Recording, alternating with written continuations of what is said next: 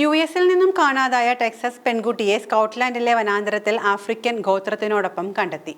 ടെക്സസിൽ നിന്നുള്ള കൗറ ടൈലറിനെയാണ് കാണാതായത്.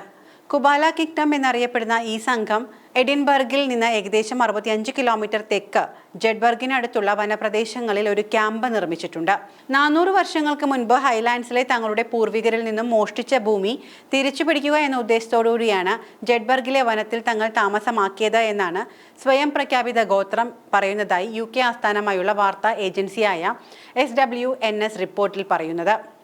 ആഫ്രിക്കൻ ഗോത്രത്തിനുള്ളിൽ ഇവരെ ദാസി എന്നർത്ഥം വരുന്ന അസ്നത്ത് അല്ലെങ്കിൽ ലേഡി സഫി എന്നാണ് വിളിക്കുന്നത്.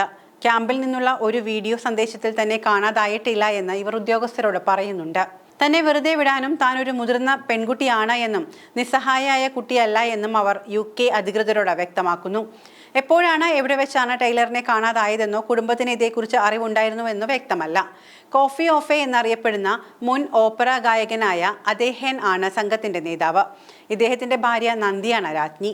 പ്രാദേശിക നിയമങ്ങൾ അംഗീകരിക്കുന്നില്ല എന്നും പകരം അവരുടെ ദൈവമായ യഹോവയുടെ നിയമങ്ങൾ പാലിക്കുന്നുവെന്നും സംഘം പറയുന്നു.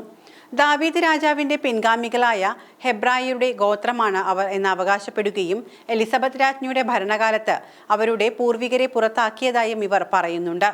ഗോത്രത്തിലെ അംഗങ്ങൾ അവരുടെ ജീവിതശൈലിയെ ലാളിത്യത്തിന്റെയും ആത്മീയ ബന്ധത്തിന്റെയും ജീവിതശൈലിയായി വിശേഷിപ്പിക്കുന്നു. ടെന്റുകളിലാണ് അവർ താമസിക്കുന്നത്.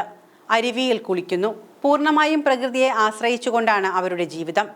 കൂടുതൽ അറിയുക, ഞങ്ങൾ പ്രകൃതിയുമായി ബന്ധപ്പെടുന്നു, ചുറ്റുമുള്ള മരങ്ങളുമായി ബന്ധപ്പെടുന്നു. എല്ലാ ദിവസവും രാവിലെ ഉണർന്ന് ഞങ്ങൾ നീരുറവയിൽ കുളിക്കുന്നു. ഭക്ഷണത്തിനും പാർപ്പിടത്തിനും വസ്ത്രത്തിനും വേണ്ടി സൃഷ്ടാവിനെ ദിവസവും ആശ്രയിച്ചുകൊണ്ട് ലളിതമായ ജീവിതം നയിക്കുന്നു. മതിലുകളില്ലാത്ത ഒരു കൂടാരത്തിലാണ് തങ്ങൾ താമസിക്കുന്നത്.